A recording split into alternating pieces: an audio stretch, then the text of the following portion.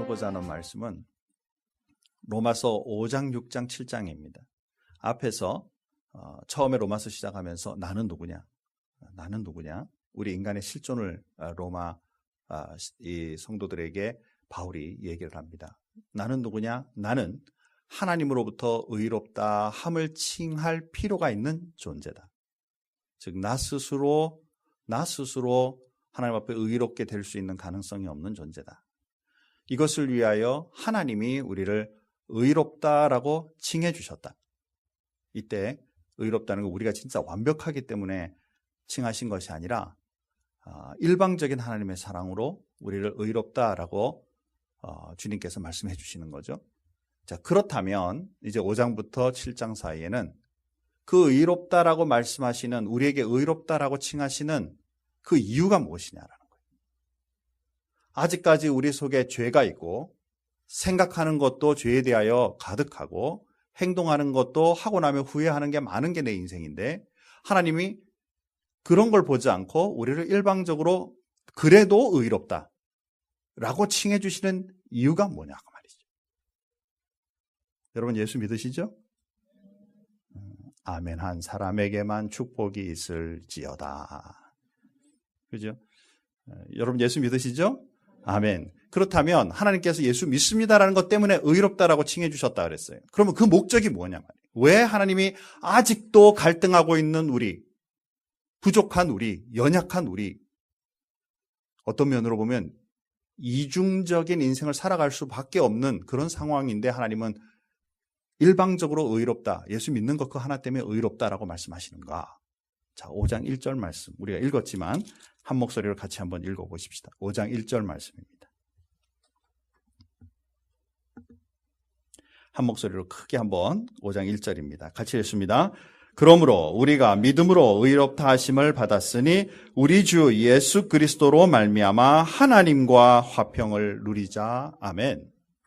자, 우리가 뭘 잘해서 또 우리가 좀 뭔가 사람들에게 하나님께 뭔가 깨끗하고 의로운 걸 보일 만한 존재여서가 아니라 믿음으로 말미암아 하나님이 살아계시고 하나님은 나의 주인이시고 하나님은 나의 하나님 되심을 우리가 믿는 그 믿음 때문에 우리를 의롭다 하신 다음에 그 의로움으로 인하여 하나님과 화평을 누리는 것, 하나님과의 진정한 관계를 누리고 사는 삶, 이걸 하나님이 원하신다는 거죠. 우리 성경 전체, 우리 역사 전체를 돌아보면서 하나님과 진정한 화평의 관계를 누렸던 때가 언제죠?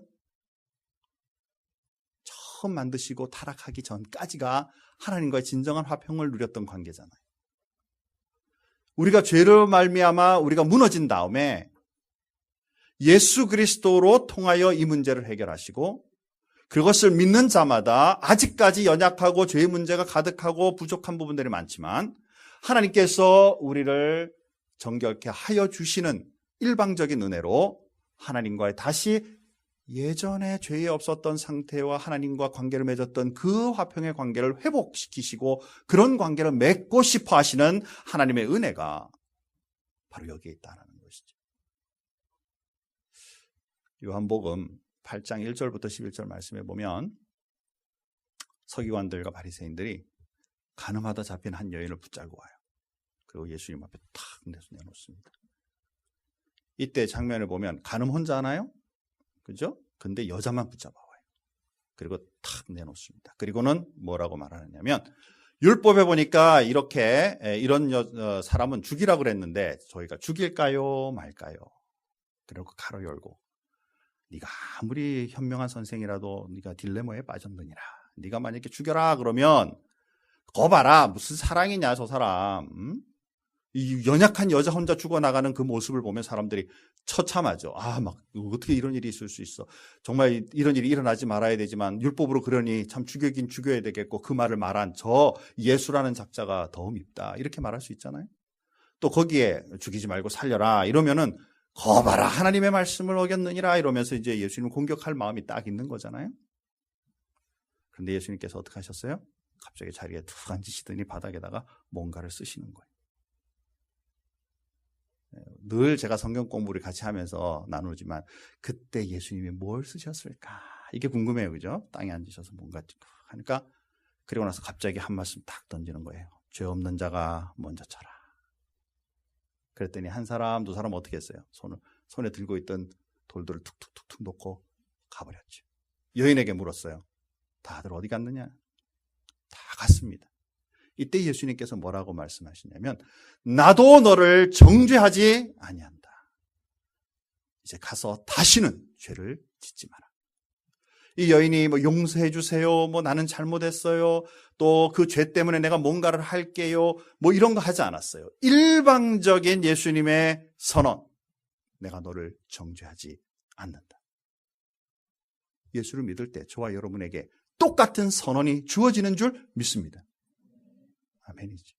이게 바로 칭의예요. 죄 있는 상태를 일방적으로 없이 하시겠다. 그리고 하나님과의 그 관계가 일어나기를 원한다는 것이죠. 자, 이때 우리가 이제 주의해서 볼 필요가 있는데 하나님과의 관계 화평을 누리기 위해서 우리가 반드시 기억할 것이 있어요. 첫 번째는 뭐냐면 하나님이 우리가 뭔가를 했기 때문에 주시는 것이 아니라 하나님이 주시는 일방적인 은혜라는 것을 우리가 먼저 꼭 기억하고 있어야 한다는 거예요. 신앙생활하면서 많은 사람들이 갈등을 일으키죠. 하나님과 화평을 누리고 주님의 사람으로 살아가기 소원하는데 자꾸 보고 있으면 내가 뭔가 부족한 게 막 보인단 말이죠. 그러니까 나 같은 인간이 정말 주님과 함께 갈 수 있을까? 자꾸 나의 자격을 보게 되죠. 그런데 성경은 이렇게 말하고 있다라는 거예요. 자, 먼저 5장 6절에 보니까 자, 한번 크게 보시면서 한번 같이 읽어보겠습니다. 우리가 아직 연약할 때에 기약대로 그리스도께서 경건하지 않은 자를 위하여 죽으셨도다. 우리가 아직 연약할 때에, 연약하다, 영어로 보니까 powerless, 우리의 상태를 얘기하는 거죠. 아직 어린아이 같아서 아무것도 할 수 없고 또 내가 뭔가 해보고 싶지만 할 능력이 없는 이런 상태에 약속대로 그리스도께서 경건치 않은 우리들을 위해 죽으심으로 하나님과의 관계를 맺게 해주셨다. 내가 한 것이 없다라는 거예요. 5장 8절 우리 제자 훈련하면서 늘 외우는 이 말씀이죠. 다 같이 한번 읽어보겠습니다. 우리가 아직 죄인 되었을 때에 그리스도께서 우리를 위하여 죽으심으로 하나님께서 우리에게 대한 자기의 사랑을 확증하셨느니라. 아직 죄인 되었을 때에 신분의 상태죠. 정상인이냐 죄인이냐, 의인이냐 죄인이냐. 우리가 아직 죄인 되었을 때 하나님께서 가장 싫어하시는 것이 죄인데 그 죄의 상태에 있을 그때에 우리를 위하여 오히려 죽으심으로 하나님과의 사랑을 맺을 수 있도록 확실히 확증하셨다라고 말씀하시죠. 내가 뭔가 퀄리파이가 돼서 내가 뭔가 품질이 되기 때문에 하나님이 우리를 만나시기 원하시는 것이 아니라 하나님의 일방적인 사랑으로 시작되고 있다는 것이죠. 또 10절 말씀해 보니까 또 다 같이 한번 읽어봅니다. 곧 우리가 원수 되었을 때에 그의 아들의 죽으심으로 말미암아 하나님과 화목하게 되었은즉 화목하게 된 자로서는 더욱 그의 살아나심으로 말미암아 구원을 받을 것이니라. 아멘. 여기 보니까 우리가 더 나아가 원수 되었을 때의 상태를 말하는 거예요. 하나님과의 위치 상태를 말하는 거예요. 위치가 원수란 말은 등지고 있는 것이죠. 그죠? 하나님만 바라보고 있는 것이 아니라 아예 등지고 있는 상태에 있을 때라도 하나님이 일방적인 사랑으로 예수 그리스도를 통해 그의 죽으심으로 우리를 안으시는 사랑이 거기에 있다라는 것이죠. 하나님과 화목하기 위해서 우리가 반드시 우리의 마음속에 붙잡아야 할 것은 뭐냐면 하나님 나 부족하고 연약하고 아무런 자격이 되지 않지만 그럼에도 불구하고 주님이 일방적으로 나를 찾아오셔서 나를 먼저 만나기 원하심을 나는 믿습니다. 이 마음을 놓쳐서는 안 된다. 그죠? 세상의 일들에 부딪히고 세상 풍속을 따라 살고 그러다가 내 자신을 바라보고 말씀을 대하면 자꾸 열등해지잖아요. 내가 하나님 앞에 나갈 방도가 없는 것 같이 느끼잖아요. 근데 하나님이 그런 조건을 따지지 아니하시고 있는 그대로를 받으시면서 우리 속에 있는 하나님을 믿는 믿음 하나 때문에 하나님이 우리의 그 사랑을 우리에게 얹어주시는 것임을 잊어서는 안 된다. 우리가 두 번째로 볼 수 있는 것은 뭐냐면 5장 12절부터 6장까지 연합이라는 단어가 많이 나와요. 자, 이렇게 주님께서 주시는 그 상황에 화평을 누리는, 하나님과의 좋은 평강을 누리는 사람의 모습은 예수님과 그 함께 가는 삶이 우리에게 반드시 있어야 한다는 거예요. 그런데 그 함께 가는 삶은 우리가 상상하는 것처럼 좋고 아름다움만 말하는 것이 아니다라는 것입니다. 6장 4절 말씀해 보니까 그러므로 우리가 그의 죽으심과 합하여 세례를 받음으로 라는 말씀을 하죠. 자, 우리가 예수 그리스도를 믿을 때 예수님은 저 2000년 전에 십자가에 죽으셨다 살아나셨어요. 지금 2016년에 이제 우리는 예수님을 믿어요. 그럼 2000년 전에 있는 예수님의 십자가의 사건과 지금 내가 지금 믿고 있는 이 나의 믿음의 사건이 어떻게 조화를 이룰 수 있느냐는. 근데 성경에서는 2000년 전에 이미 우리를 위하여 십자가에 죽으시고 부활하셨기 때문에 그 사건이 이미 나를 위해 전제되었다고 말이에요. 이미 준비되었다고 말이죠. 그런데 이것이 효력을 발생하는 그 순간이 언제냐면 하나님은 살아계시고 하나님은 나를 위하여 구원자로 오셨습니다라는 것을 믿는 순간에 그 사건이 동시에 나에게 주어지고 나도 그 은혜에 동참하게 된다는 것이죠. 나는 죄 때문에 죽어야만 해요. 죽은 존재예요. 어떤 면으로. 당연히 하나님과 분리되었기 때문에 죽은 상태예요.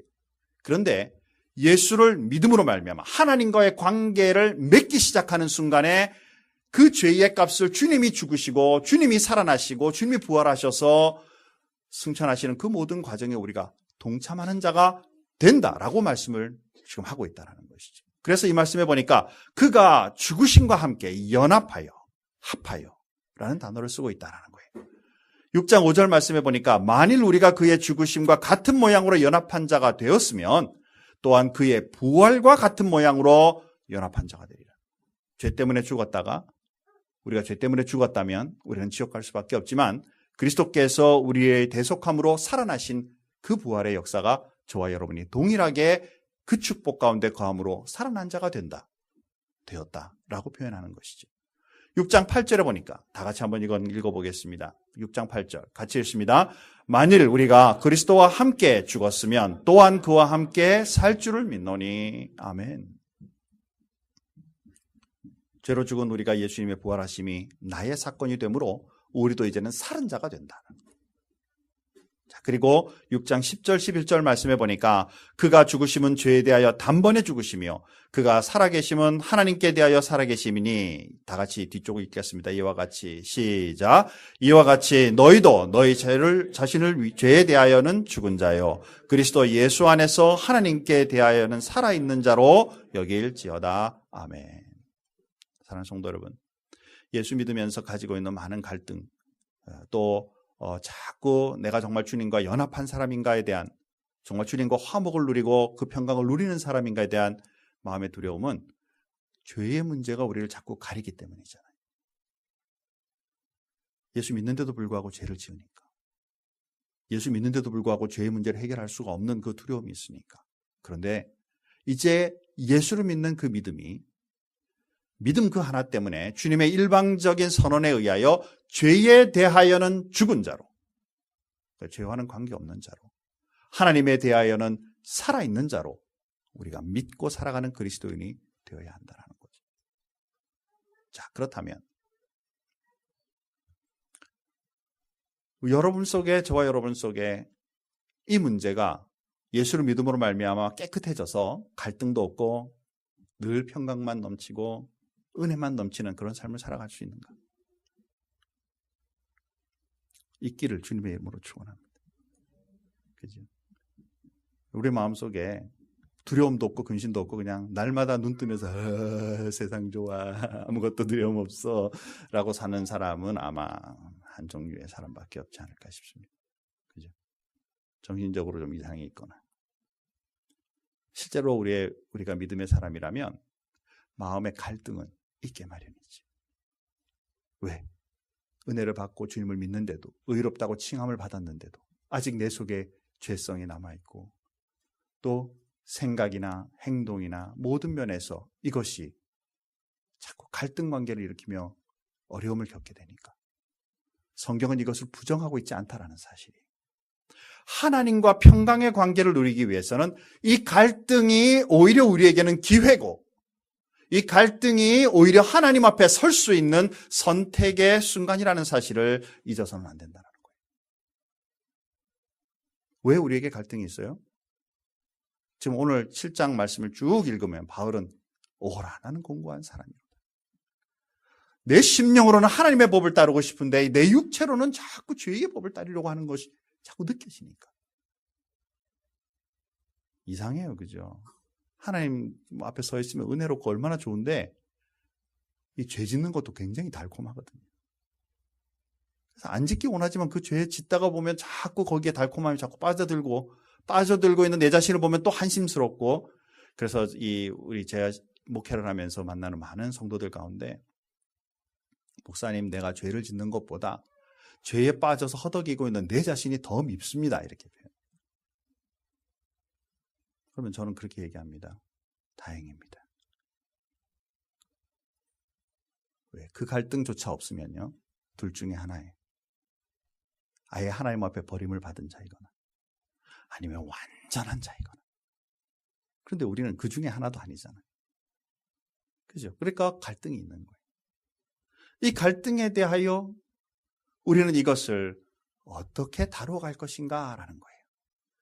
이 신앙의 갈등은 성경에서 없다라고 말하고 있지 않다라는 사실을 여러분 기억하시고, 당연한 것으로 우리가 받아들이되 오히려 이것을 축복으로 여기며 기회로 여기는 그리스도인으로 주님 앞에 서자. 어려움이, 힘듦이, 죄로 인하여 마음에 부담감이 들 때 내가 할 수 있는 게 별로 없잖아요. 그러니까 하나님 앞에 나아갈 수밖에 없는 존재이구나라는 것을 늘 마음에 되새기면서 하나님과의 관계성을 유지하는 것, 이게 바로 하나님과 화평을 누리는 삶이다라는 것이죠.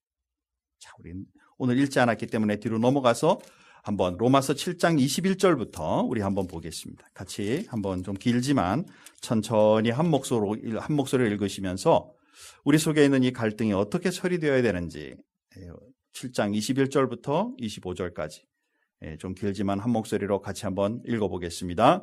그러므로 내가 한 법을 깨달았노니 곧 선을 행하기 원하는 나에게 악이 함께 있는 것이로다.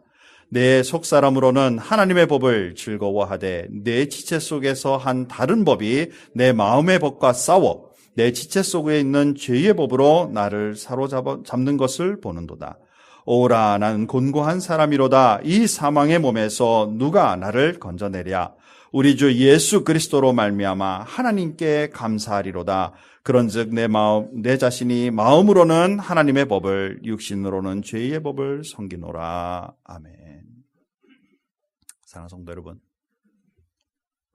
갈등으로 인해 마음의 신앙, 이거 힘들어하고 오히려 하나님으로부터 멀어지는 삶이 아니라, 주님께서 내가 좀 착했기 때문에 죄의 문제를 자꾸 해결하고 막 노력했기 때문에 하나님이 나를 사랑하시고 의롭다 칭하시는 것이 아니라는 사실을 마음에 두고, 하나님, 나 정말 믿는 사람으로서 하나님 앞에 바로 살기를 소원합니다.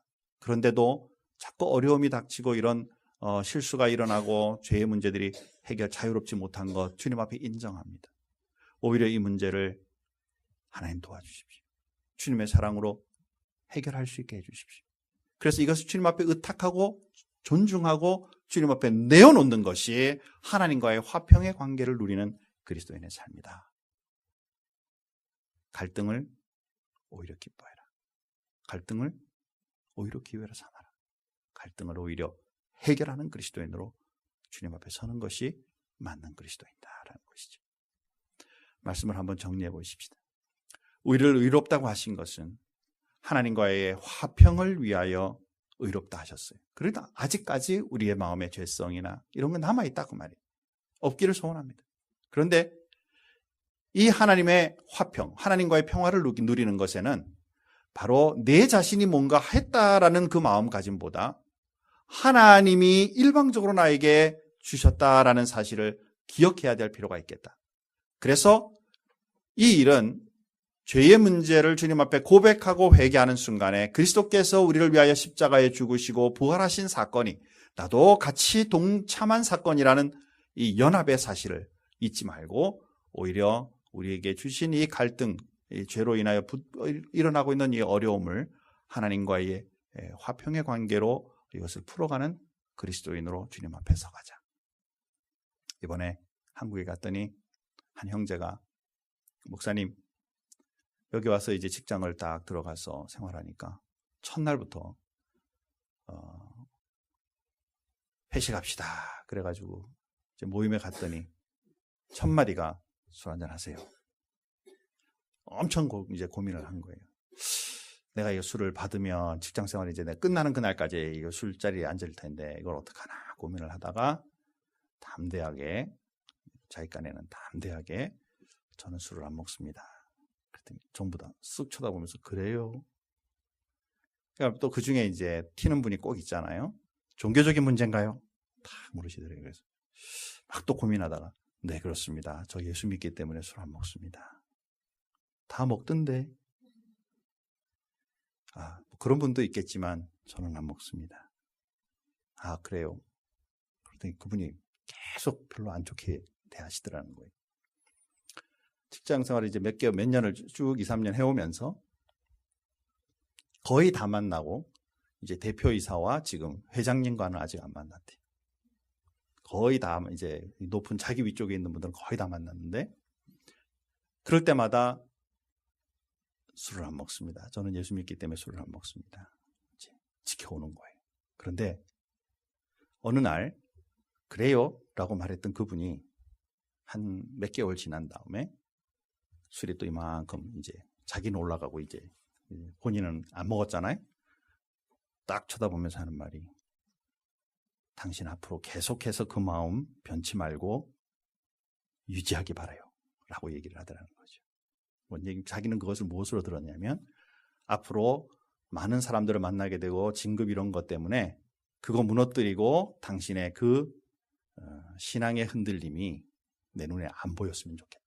굳건하게 당신의 신앙의 자리에 서 있는 모습을 보고 싶다. 라고 자기에게 들리더라는 거예요. 그러면서 저에게 뭐라고 말하냐면 목사님 이제 앞으로 대표이사와 회장님까지 만날 기회가 아마 있게 될 텐데 그분들이 술 한잔 하세요 라고 말했을 때 저는 못합니다. 저는 안 하겠습니다. 예수 믿기 때문에 말할 수 있을지 잘 모르겠어요. 갈등이죠. 그러나 저는 그 형제가 잘 이기고 나갈 줄 저는 믿습니다. 그죠? 무엇이 두려운 거죠? 지금 우리 신앙생활에 있어서 이런 갈등의 관계들이 일어날 때 무엇이 두려운 거죠? 하나님이 두려우세요? 아니면 사람의 눈총이 더 두려우세요? 하나님의 함께하심, 하나님의 역사하심이 두려우세요? 아니면 죄성에 허덕이고 있는 내 자신을 바라보면서 무너지는 것이 더 두려우세요? 하나님은 우리의 상태에 그런 우리의 존재성, 우리의 상태, 우리의 연약함을 보지 아니하시고 하나님의 일방적인 사랑으로 믿는 것 하나 때문에 의롭다 칭하신 다음에 그런 의로운 사람으로 주님 앞에 서고 의로운 사람으로 하나님과 평강을 누리고 의로운 사람으로 하나님의 말씀 가운데 자유함을 누리는 그리스도인, 삶 자체가 행복한 그리스도인으로 주님 앞에 서기를 원한다는 사실을 잊어버리지 말고 어떤 상황에 있든지 주님만을 바라보며 하나님의 칭호에 걸맞는 그리스도인으로 살아가는 축복이 저와 여러분의 삶 속에 늘 넘치기를 주님의 이름으로 축원합니다. 우리 다 같이 한번 기도하겠습니다. 하나님 아버지, 우리 신앙생활하면서 예수 믿음으로 말미암아 일방적으로 우리를 의롭다 칭하신 그런 하나님의 귀한 성도들입니다. 그런데도 우리의 삶 속에 우리 가지고 있는 연약성 때문에 많은 두려움이 있고 또 많은 갈등이 있는 것 주님 앞에 고백합니다. 하나님, 이것이 오히려 기회고 주님이 주시는 축복임을 우리가 알게 도와주옵시기 원합니다. 우리가 만약에 버려진 자라면 주님과 전혀 관계없는 사람이라면 아마 우리에게는 두려움이나 갈등도 없을 것입니다. 그러나 우리의 마음속에 주님을 향한 마음과 죄에 대한 갈등들, 이런 모든 것이 오히려 하나님을 선택할 수 있으며 두려워하는 것으로부터 주님 앞에 의탁할 수 있는 기회인 것을 알아 우리의 삶 속에 언제나 주님과 동행하는 믿음의 삶을 살아갈 수 있도록 축복하여 주시옵소서. 하나님, 우리 큰빛교회를 주님 언제나 사랑해 주시기 원합니다. 이 지역과 세상, 세계를 향해 하나님의 말씀, 그 사랑을 증거할 수 있는 교회로 잘 성장할 수 있도록 인도하여 주옵소서. 모든 것 주님 앞에 감사하며 예수님의 이름으로 기도하옵나이다. 아멘.